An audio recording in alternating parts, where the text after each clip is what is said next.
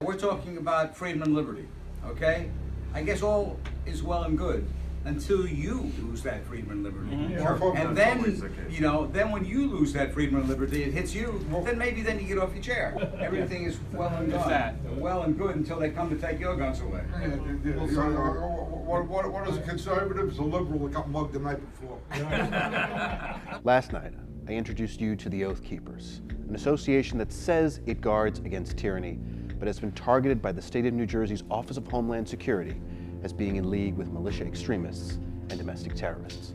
I took you inside their meeting held in borrowed space in a magic shop in Hightstown, where the fewer than 20 members don't so much plot, but try to plan strategy to have greater appeal among the liberal population of the state of New Jersey. Take a look at this chart from the State Office of Homeland Security. It lists threats to New Jersey, and there, right among ISIS and Al-Qaeda, are the Oath Keepers, which the state says has members of militia groups and is a moderate threat to you and your family. The Oath Keepers say they are not a militia, that they are watchdogs for liberty and only ask members of the military and law enforcement to follow their oath to support and defend the Constitution. I don't know what this, what could possibly be bad about that? You see anything bad with that? You're not asking them to do anything beyond that oath? No. No? Not to give you information, not to report back to you, not to monitor what's going on? Well, the monitoring is if we see a violation of the law. I think it's a worthwhile cause. You're never happy because you're being attacked. The Aurora Project repeatedly requested to speak on camera with Dean Barada, who is the chief of the Analysis Bureau at New Jersey's Office of Homeland Security and Preparedness. We were denied. We asked the State Office of Homeland Security why the Oath Keepers were listed as a moderate threat, and they say because of recruiting and fundraising involving militia extremists. But they wouldn't name the members who they say are militia extremists and wouldn't specify the events that Oath Keepers supposedly held.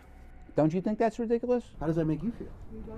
I think it makes me feel pretty bad because the thing is, what have we done to deserve that connotation?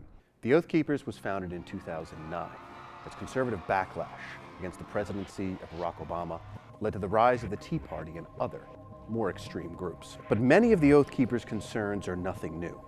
Some of them carry over from the black helicopter crowd of the 1990s, survivalists and militia that led to the deadly standoff at Waco and other confrontations. There's suspicion at the Federal Reserve. Some are 9/11 truthers, and the others I saw rolling their eyes at those ideas. All, however, feel the post-9/11 security state could declare martial law or otherwise commit an abuse of power with provocation. It was the group's stance on martial law that costed a potential supporter for their removal from the Homeland Security list following a meeting with Assemblyman Jack Ciattarelli, Republican candidate for governor of New Jersey, last November. He looked at this and he says, these look like I agree with a lot of these things, but I cannot agree with not obeying orders to impose martial law. What?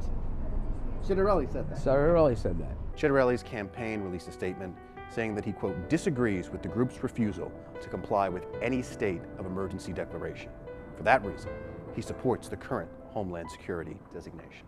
Politically, most Oath Keepers are Republican, libertarians, or conservatives. Who is an Oath Keepers, really?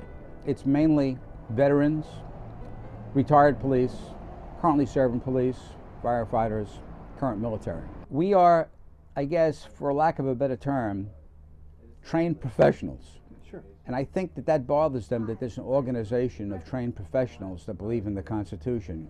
I think they look at us as a threat. The organization is nonpartisan, and they are still smarting from their inadvertent turn in the political arena. Former Republican Congressman Scott Garrett attended a meet and greet at a diner in Bergen County on October 1st. And among the attendees and organizers was Ed Durfee, who's an Oath Keeper. Garrett was in the heat of a close election race against Democrat Josh Gottheimer.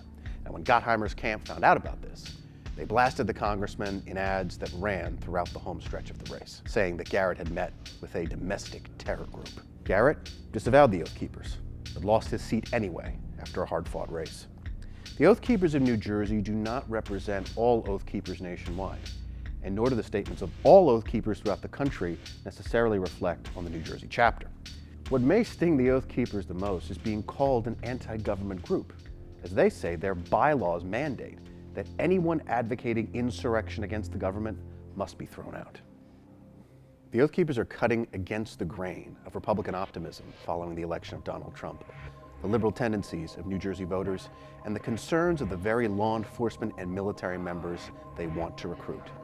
Maybe this is not their moment, but they feel they have to seize it before it's too late.